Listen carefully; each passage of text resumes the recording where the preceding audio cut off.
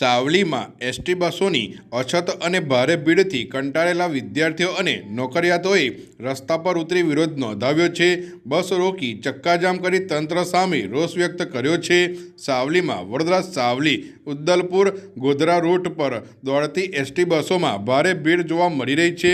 વિદ્યાર્થીઓના આક્ષેપ મુજબ બસોમાં 100થી વધુ મુસાફરો મુસાફરી કરી રહ્યા છે, જેના કારણે વિદ્યાર્થીઓ અને નોકરિયાતોને ભારે હાલાકીનો સામનો કરવો પડી રહ્યો છે.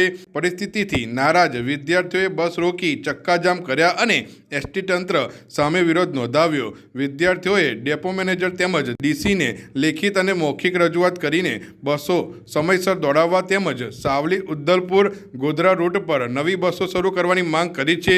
વિદ્યાર્થીઓએ ચેતવણી આપી છે કે જો તેમની માંગણીઓનો તાત્કાલિક ઉકેલ નહીં આવે તો આગામી દિવસોમાં વધુ ઉગ્ર આંદોલન કરવામાં આવશે. હવે જોવાનું એ રહેશે કે એસટી વિભાગ વિદ્યાર્થીઓ અને મુસાફરોની સમસ્યાનો કેટલા સમયમાં ઉકેલ લાવે છે. ફરિયાદ બસો બાબતે લેટ આવે છે, બસ નાની પડે છે, પેસેન્જર ઘણા બધા અંટવાય છે. 3 બસો હોવા છતાં એક જ બસમાં પેસેન્જર આવે છે, બીજી બધી બસો લેટ આવે છે. એની લેખિત અમે રજૂઆત આપી તો અમને ડીસી સાહેબે એવું કીધું કે અમે તમને અઠવાડિયાનો ટાઈમ મને આપો, ગાડી અમે તમને મોટી કરી આપીશું અને જે બીજી કાકણપુર બસ લેટ આવે છે એને અમે વહેલી કરી આપીશું. ઓર્ડર થઈ ગયેલા છે, આજથી ફોલો થઈ જશે, એટલે કે બીજા દિવસથી જ અમે કમ્પ્લેન આપી અને બીજા દિવસથી થઈ જશે. તો અમને એવું કહેવા માંડ્યા કે વાંધો નહીં, કાલથી 5:30 ગાડી ડેપોથી ઉપડી જશે. તો હાલની મિનિટે પણ હજુ ઉપડી નથી અને અમારા બસમાં પેસેન્જર ઘણું બધું આવી ગયું. 144 પેસેન્જર આવે છે. કયા રૂટના તકલીફ આવે છે? આ વડોદરા રૂટ ઉપર, ઉદલપુરથી વડોદરા રૂટ ઉપર. ગોધરા ડેપોથી આવે છે, સવારે ગોધરા ડેપોથી લઈને વડોદરા જાય છે, વાયા ટુંડાવ સાવલી મંજુસર થઈને. આપની શું રજૂઆત છે?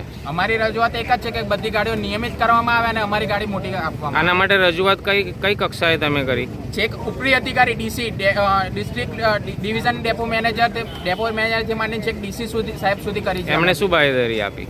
એમને કીધું કે અઠવાડિયામાં થઈ જશે, એવા જ અમને જવાબ આપવામાં આવે છે. ચલો અમે એ બી અમે એક્સેપ્ટ કરીએ છીએ, અમને ટાઈમ આપીએ છીએ, પણ જે ઓર્ડર એમને કર્યો 5:30 કાકણપુરનો, તો હાલની મિનિટે પણ એનો અમલ થયો નથી. આપનું નામ?